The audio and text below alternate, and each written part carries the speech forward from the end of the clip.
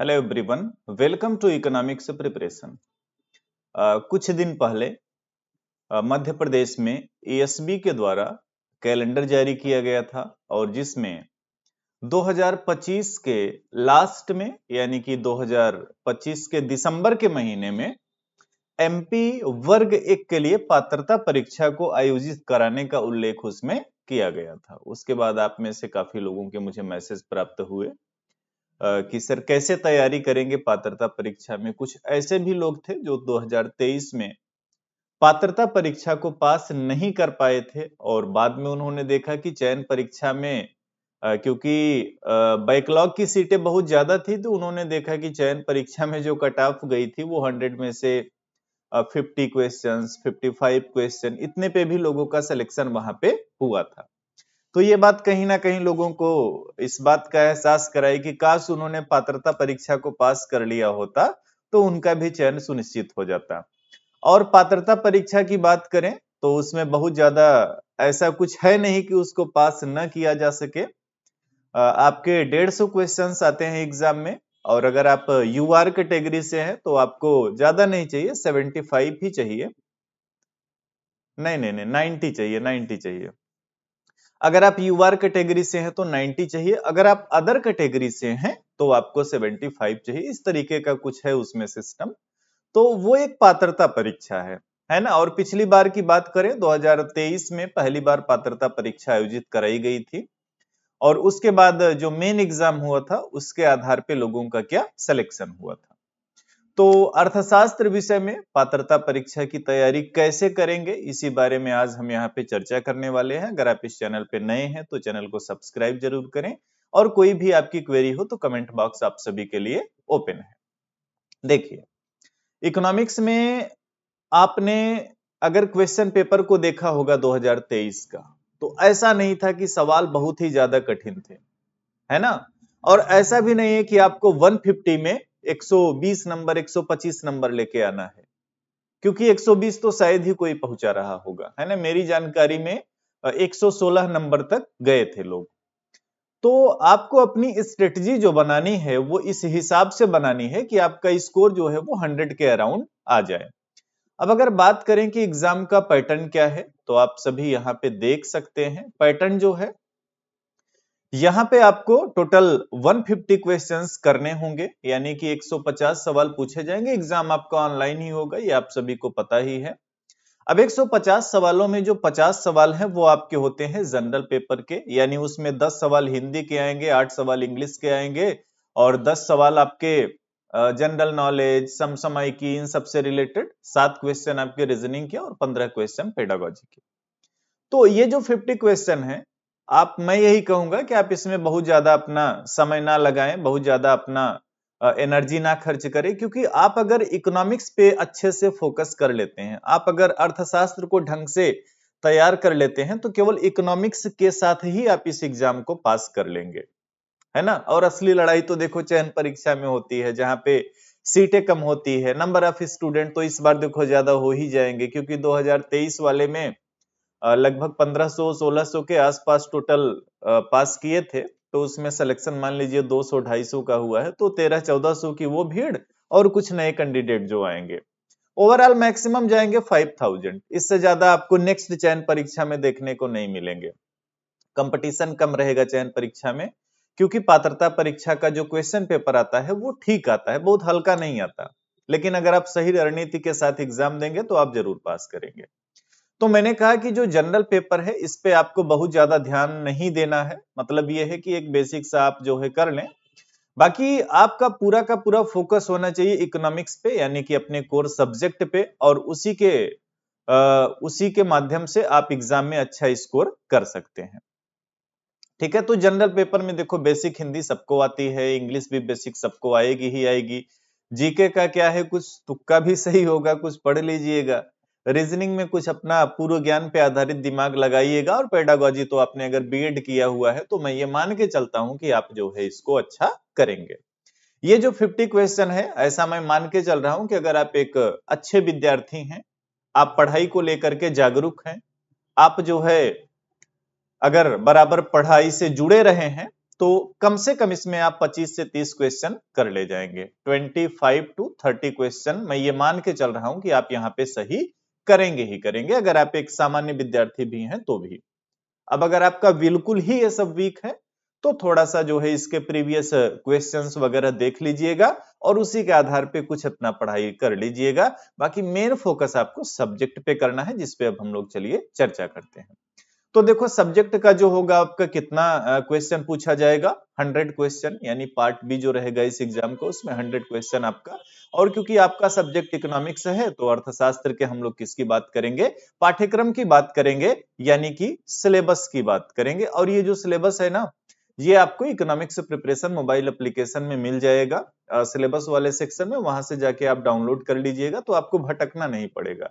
क्योंकि यहाँ पे पात्रता परीक्षा का अलग सिलेबस था और चयन परीक्षा का अलग सिलेबस था। तो डायरेक्ट मोबाइल एप्लीकेशन से आप डाउनलोड कर लेना। एप्लीकेशन डाउनलोड करने की लिंक वीडियो के डिस्क्रिप्शन में मिल जाएगी, या गूगल प्ले स्टोर पे आप टाइप कर देना इकोनॉमिक्स प्रिपरेशन। चलो अब आ जाते हैं अपने सिलेबस पे। तो सिलेबस की बात करेंगे। सबसे पहले देखो आपको क्या पढ़ना है, सबसे पहले आपको यहाँ पे पढ़ना है अर्थशास्त्र की परिभाषाएं के बारे में। और आप सभी जानते हैं परिभाषाओं को हम लोग 5 भागों में बांट करके देखते हैं, है ना। जैसे कि जो क्लासिकल अर्थशास्त्री थे उन्होंने जो परिभाषा दिया धन संबंधित, फिर न्यू क्लासिकल मार्शल आते उन्होंने कल्याण संबंधित परिभाषा दिया, रॉबिन्स का दुर्लभता संबंधी परिभाषा, जेके मेहता का आवश्यकता विहीनता, और फिर आधुनिक अर्थशास्त्री आते हैं जो विकासात्मक परिभाषाओं के बारे में अपने विचार देते हैं। सो इसकी प्रकृति क्या है, क्षेत्र क्या है, अध्ययन के तरीके कौन कौन से हैं, जैसे कि निगमन विधि हो गया, आगमन विधि हो गया, है ना। व्यष्टि और समष्टि अर्थशास्त्र क्या है, इसमें अंतर क्या है, पहली बार जैसा रेगनर फ्रिश ने इन दोनों शब्दों का प्रयोग किया है ना। इसके अलावा कुछ आर्थिक विचार जैसे कि कुछ अर्थशास्त्रियों के, है ना। और अर्थव्यवस्था की केंद्रीय समस्याएं, एक इकोनॉमी की प्रॉब्लम क्या होती है कि क्या उत्पादन करना है, कैसे उत्पादन करना है और किसके लिए उत्पादन करना है, ये चीजें आप जानते हैं। और देखा जाए तो ये आप बेसिक कहां से कर सकते हैं, ये बेसिक आप कर सकते हैं एनसीईआरटी से, है ना। एग्जाम की बात करें, आपका एग्जाम ये कब जो है, दिसंबर 2025 में ये एग्जाम आपका प्रस्तावित है। सो पर्याप्त टाइम है, अगर आप मेरे साथ जो है पढ़ाई को शुरू करते हैं तो तब तक में आपकी इतनी बेहतरीन तैयारी हो जाएगी कि आप न केवल पात्रता परीक्षा बल्कि चयन परीक्षा के लिए भी अच्छे से तैयार रहेंगे। उसके बाद जो अगली, अच्छा ये जो चीजें हैं आपका, ये आपका आता है माइक्रो इकोनॉमिक्स में। किसमें आता है, माइक्रो इकोनॉमिक्स यानी कि व्यष्टि अर्थशास्त्र में। नेक्स्ट की बात करेंगे तो अगला है आपका उपभोक्ता और उपयोगिता, उपभोग और उपयोगिता। अब इसमें देखो यहां से आपकी कंज्यूमर बिहेवियर थ्योरी शुरू हो जाती है। अब इसमें उपभोग के कॉन्सेप्ट को समझिएगा, उपयोगिता क्या होती है, इसके अर्थ क्या है, प्रकार, है ना, जितने नियम है, जैसे कि उपयोगिता हॉस नियम हो गया, कंज्यूमर इक्विलिब्रियम हो गया, कंज्यूमर सरप्लस हो गया, है ना। सारी चीजें आपको यहाँ पे पढ़नी है। तो आप कह सकते हो कि पूरा आपको कंज्यूमर बिहेवियर थ्योरी पढ़नी है। आफ्टर दैट आपको पढ़ना होता है डिमांड एंड सप्लाई, यानी कि मांग का अर्थ क्या है, मांग की पूर्ति क्या है, इसके नियम क्या है, मांग और पूर्ति की लोच क्या है, ये सारी की सारी चीजें आपको पढ़नी होती हैं, जो कि आप माइक्रो इकोनॉमिक्स में पढ़ते हैं। थ्योरी ऑफ कॉस्ट और थ्योरी ऑफ रेवेन्यू भी आपको पढ़ना है। उसके बाद फिर आप प्रोडक्शन थ्योरी में पहुंचते हैं, जहां पे उत्पादन के बारे में आप पढ़ेंगे, है ना। लॉ ऑफ वेरिएबल प्रोपोर्शंस पढ़ेंगे, रिटर्न टू स्केल पढ़ेंगे, सारी चीजें आप पढ़ेंगे, उत्पादन के साधन पढ़ेंगे, कॉब डगलस प्रोडक्शन फंक्शन भी आपको पढ़ना है। और चलते चलते आप जो है पहुंच जाएंगे कहां, मार्केट में। तो बाजार की विभिन्न अवस्थाओं को देखेंगे, है ना, कैसे उनमें मूल्य का निर्धारण किया जाएगा, कहां पे उत्पादक को संतुलन प्राप्त हो, यानी कि फर्म को संतुलन की स्थिति प्राप्त होगी। और उसके बाद फिर आप पहुंचेंगे फैक्टर प्राइसिंग में, है ना। अब यहाँ पे वितरण के सिद्धांत, लगान के सिद्धांत, मजदूरी के सिद्धांत, ब्याज के सिद्धांत, लाभ के सिद्धांत। तो देखा जाए तो एक बेसिक जो आप माइक्रो इकोनॉमिक्स की बुक अगर आप देखे होंगे, जैसे आपके पास कोई भी बुक हो, है ना, उसमें जितनी चीजें माइक्रो इकोनॉमिक्स में दी हुई होती हैं, बेसिक बुक की मैंने बात की है, एडवांस की नहीं। एडवांस में आप जाओगे तो ओलिगोपोली आ जाएगा, गेम थ्योरी आ जाएगी, है ना, एसिमेट्रिक इनफॉर्म, वो सब नहीं पढ़ना। बेसिक माइक्रो इकोनॉमिक्स की बुक में जितनी चीजें दी हुई होती हैं वो पूरा का पूरा आपको पढ़ना होगा, पात्रता परीक्षा के लिए, आप या कह सकते हो चयन परीक्षा के लिए। तो ये माइक्रो इकोनॉमिक्स की बात हो गई। अब आगे बढ़ते हैं, ध्यान से चीजों को सुनिएगा, समझिएगा और वीडियो को अपने दोस्तों तक शेयर करिएगा। कोई क्वेरी हो तो पूछ लीजिएगा, ठीक है। नेक्स्ट जो है वो है मुद्रा की आधारभूत अवधारणा। मुद्रा क्या है, इसके अर्थ क्या है, इसके कार्य क्या है ना, इसके प्रकार क्या है।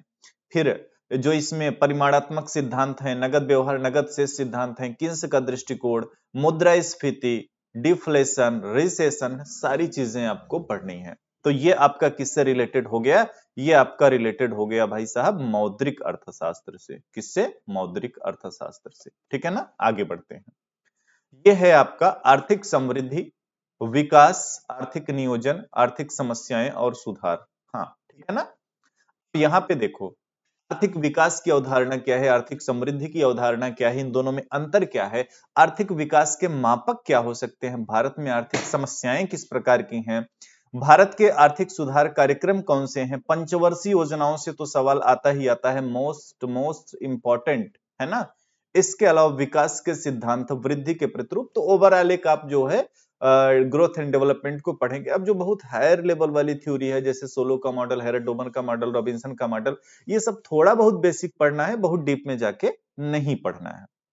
उसके बाद आपको पढ़ना है क्या?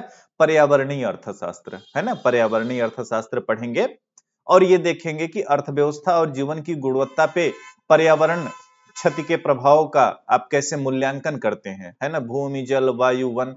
अब देखो ये सब चीजें जो है ना, ये आपको एक जगह नहीं मिलेंगी। या तो आप किसी कोर्स में इनरोल होंगे, या तो आप फिर जो है चीजों को अलग अलग बुक से ढूंढ के पढ़ेंगे। नेक्स्ट यूनिट की बात करेंगे और अगला जो यूनिट है वो है आपका क्या?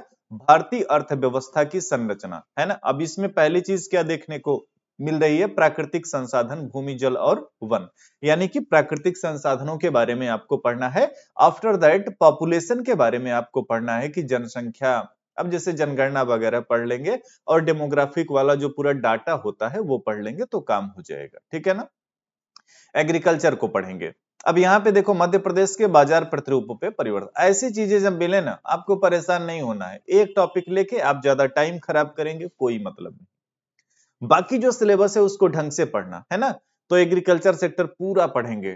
ठीक है, क्या इतिहास रहा है, कब कौन सा आयोग बनाया गया, कब कौन सी योजना आती है।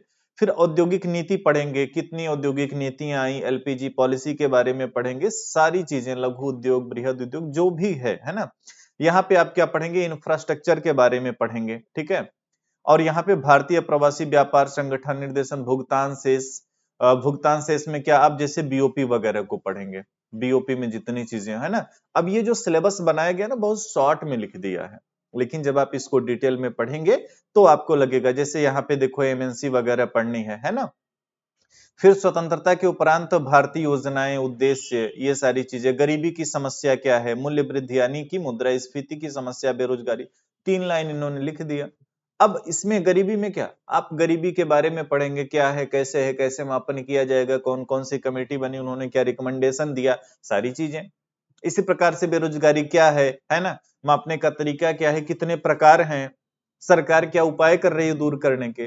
तो इस तरीके से सिलेबस में तो एक ही पॉइंट लिखा है, लेकिन आपको पढ़ना ढंग से है। ठीक है, नेक्स्ट आपका जो टॉपिक है वो है राष्ट्रीय आय और लेखांकन के बारे में। तो ये है राष्ट्रीय, अब देखो एक चीज, national income and national income accounting, राष्ट्रीय आय पूरा पढ़ना है, राष्ट्रीय आय लेखांकन पूरा पढ़ना है, बात खत्म। अगला है आपका लोक वित्त यानी कि पब्लिक फाइनेंस, क्या इसका अर्थ होता है, सार्वजनिक और निजी वित्त में अंतर क्या होता है, अधिकतम सामाजिक लाभ का जो सिद्धांत है उसके बारे में पढ़ेंगे, सरकार के आगम के जो स्रोत होते हैं जैसे कि पूरा टैक्सेशन हो गया, डेट हो गया, ठीक है, ये चीजें आप पढ़ेंगे। तो आप कह सकते हैं कि पब्लिक फाइनेंस में भी आपको लगभग सारी चीजें पढ़ना है, जैसे कि पब्लिक एक्सपेंडिचर थ्योरी पढ़ना है, पब्लिक डेट थ्योरी पढ़ना है ना, केंद्र एवं राज्य सरकार के आय के स्रोत के बारे में पढ़ना है, बजट की अवधारणा पढ़ना है, प्रकार पढ़ना है, यहीं पे आप कहीं पे जोड़ लेना, फाइनेंस कमीशन भी पढ़ना है। और जो लास्ट पॉइंट है आपके सिलेबस का वो क्या है? बैंकिंग, है ना। यही लास्ट है या नहीं? अभी नहीं नहीं, इसके आगे भी है, लास्ट नहीं है ये। ठीक है ना, तो बैंकिंग। अब देखो बैंकिंग में आप जो है आरबीआई को पढ़ेंगे, व्यापारिक बैंक को पढ़ेंगे, साख नियंत्रण जो है कैसे आरबीआई करेगी, 2 विधियां होती हैं आप सभी जानते हैं, परिमाणात्मक और गुणात्मक, वो चीजें आपकी क्लियर होनी चाहिए। मॉनेटरी पॉलिसी का उद्देश्य क्या होता है, साख निर्माण कैसे होगा, है ना, बैंकों में आधुनिक सुधार क्या क्या देखने को मिले, वो चीजें हो गया। नेक्स्ट है आपका इंटरनेशनल ट्रेड, है ना, ट्रेड के बारे में बेसिक कॉन्सेप्ट पढ़ेंगे।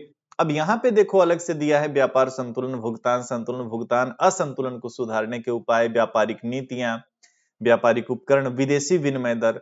अंतरराष्ट्रीय व्यापार के सिद्धांत, निरपेक्ष और सापेक्ष लाभ, साधन पर संपत्ति, ओवरऑल आप देख लो मैक्सिमम चीजें आपको ट्रेड में पढ़नी है। लास्ट यूनिट आपको देखने को मिलती है यहाँ पे सांख्यिकी, जिसमें इसके परिचय, अर्थ, सीमा, उपयोगिता इसके बारे में पढ़ेंगे। फिर डाटा कलेक्शन आप कैसे करते हैं वो चीज पढ़ेंगे, उसकी विधियों के बारे में पढ़ेंगे। डाटा यानी कि आंकड़ों का वर्गीकरण आप कैसे करेंगे, टेबलिंग कैसे करेंगे यानी सारणीयन, और कैसे इसका प्रेजेंटेशन यानी प्रस्तुतिकरण करेंगे। केंद्रीय प्रवृत्ति की माप में माध्य, माध्यिका, बहुलक, है ना। इसके अलावा क्या विचलन, प्रमाप विचलन, सहसंबंध, कार्ल पियर्सन का सहसंबंध गुणांक, स्पीयरमैन का श्रेणी सहसंबंध गुणांक, ये चीजें आप पूरा का पूरा पढ़ेंगे। तो ये जो बात मैंने अभी आपसे किया, ये पूरा मैंने आपको एक समरी बता दिया कि क्या क्या चीजें आपको पढ़ना है। अब देखो कुछ चीजें बता रहा हूं, ध्यान से सुनिएगा।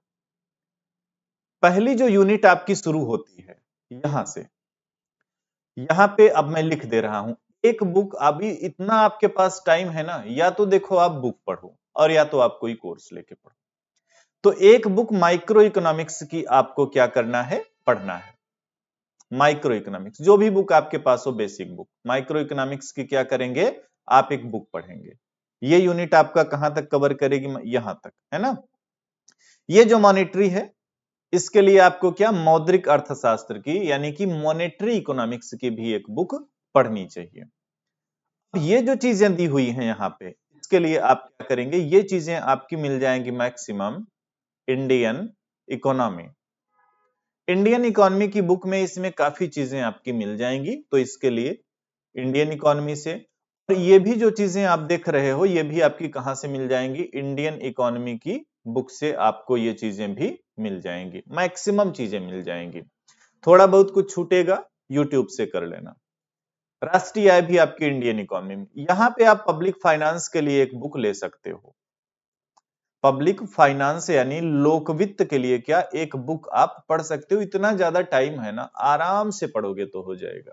बैंकिंग के लिए मैंने बताया ना, या तो आप इसको इंडियन इकोनॉमी से कर लेना, या तो मौद्रिक अर्थशास्त्र की जो बुक रहेगी आपके पास वहां से कर लेना। ट्रेड के लिए आप आराम से एक बुक पढ़ सकते हो, अभी इतना ज्यादा टाइम है कि ट्रेड के लिए आप क्या एक बुक पढ़ेंगे। और सांख्यिकी के लिए ना आप कुछ ना करें, आप एनसीईआरटी जो 11th की है, आपके मध्य प्रदेश में भी 11th में ये चलता होगा, है ना। 11th की एनसीईआरटी जो है सांख्यिकी वाली वो चीज आप पढ़ लेना, आपका एनसीईआरटी हो जाएगा। तो कितनी बुक आपको पढ़नी है, जरूर से जरूर एक माइक्रो की, मौद्रिक अर्थशास्त्र की 2 हो गया, इंडियन इकोनॉमी 3 हो गया, पब्लिक फाइनेंस 4 हो गया, ट्रेड 5 हो गया, और एनसीईआरटी सांख्यिकी 6 हो गया।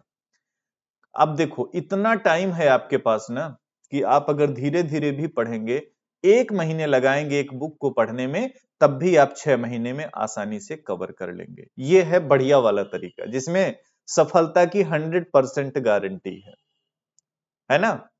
शॉर्टकट से चलेंगे तो हो सकता है कुछ ऊपर नीचे हो जाए।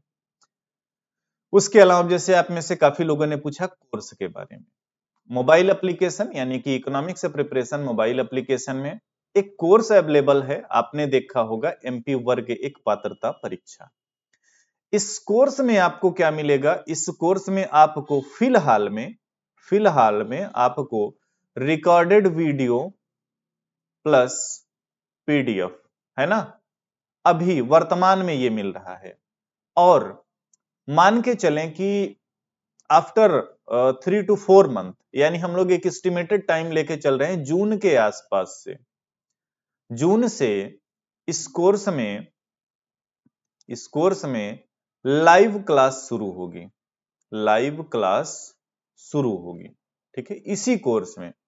तो अगर आप इस कोर्स में जैसे कि इनरोल हैं, तो आपको कोई और फीस नहीं पे करनी पड़ेगी।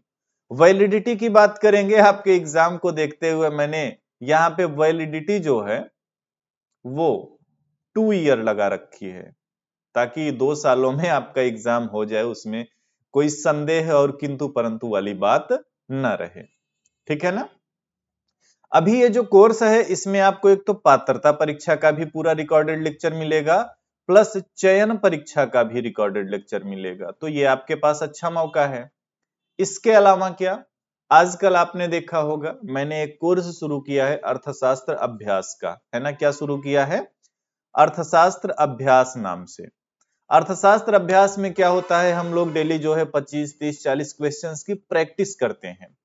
तो अर्थशास्त्र अभ्यास जो है वो जो भी इस कोर्स में रहेगा उसको क्या मिल जाएगा? अर्थशास्त्र अभ्यास फ्री में मिल जाएगा, यानी पूरे लेक्चर यहाँ पे भी फ्री में मिलेंगे। तो आपने क्या देखा, एक बार फीस पे करने पे आपको पात्रता परीक्षा फ्री में मिलेगा, चयन परीक्षा फ्री में मिलेगा, ठीक है। अर्थशास्त्र अभ्यास आपको फ्री में मिल रहा है, वैलिडिटी 2 ईयर मिल रही है, और ये जो कोर्स है इसमें जब हम लाइव क्लासेस शुरू करेंगे थ्योरी वाली पूरा आपके सिलेबस के अकॉर्डिंग, ये भी आपको फ्री में मिलेगा। एक फीस से आपकी बेहतरीन तैयारी हो जाएगी, पात्रता परीक्षा की भी और क्या, चयन परीक्षा की भी। कैसे इनरोल करेंगे? गूगल प्ले स्टोर पे जाना है, इकोनॉमिक्स प्रिपरेशन टाइप करना है, ऐसा कुछ दिखेगा। ये मोबाइल एप्लीकेशन आपको क्या डाउनलोड करना है, ये मोबाइल एप्लीकेशन का लोगो है, और वहां से जाके फिर कोर्सेज में चेक करेंगे तो आपको कोर्स दिख जाएगा, ठीक है ना। इतनी चीजें हो गई, ये वीडियो अपने दोस्तों तक जरूर शेयर कर देना आप, ठीक है। अब देखो एक और पॉइंट बचता है आपका कि कौन कौन सी बुक पढ़ें। तो देखो मैं किसी को ये नहीं बोलता कि आप कौन सी बुक खरीदो। पहली चीज तो ये बोलता हूं कि आपके पास जो भी बुक है आप उससे पढ़ो, क्योंकि इकोनॉमिक्स एक ही है, ठीक है ना। किसी राइटर ने थोड़ा उसको ज्यादा स्टैंडर्ड तरीके से लिख दिया है, किसी ने बेसिक करके लिखा है। यहाँ पे जो आपको जरूरत है वो बेसिक की है, बहुत ज्यादा स्टैंडर्ड की जरूरत नहीं है। तो आपके पास पहले से कोई बुक है उसी से काम चलाइए, या सहजता से आपको जो मिल जाए वो आप खरीदिए, ठीक है ना। हाँ, एक बात और, मोबाइल एप्लीकेशन में 2-3 एग्जाम जो हुए आपके, जैसे कि 2018 वाला वर्ग एक का एग्जाम हुआ, उसका क्वेश्चन पेपर पड़ा हुआ है। 2023 में जो पात्रता परीक्षा हुई और जो चयन परीक्षा हुई, इनके क्वेश्चन पेपर भी अपलोड कर दिए जाएंगे प्रीवियस ईयर क्वेश्चन पेपर वाले सेक्शन में। वहां से जाके आप मुफ्त में डाउनलोड कर लेंगे और उसको भी आप देखेंगे कि किस तरीके के क्वेश्चन पूछे गए थे। ये पूरा प्रयास है आप सभी के लिए, आपकी बेहतर तैयारी के लिए। इसमें आपका कोई सुझाव हो तो आप कमेंट बॉक्स में जरूर बताइएगा। वीडियो अच्छी लगती है लाइक करेंगे, दोस्तों तक शेयर करेंगे, और कोई भी जानकारी चाहिए तो कमेंट बॉक्स में जरूर पूछिएगा। थैंक यू एवरीवन, मिलेंगे आपसे नेक्स्ट सेशन में।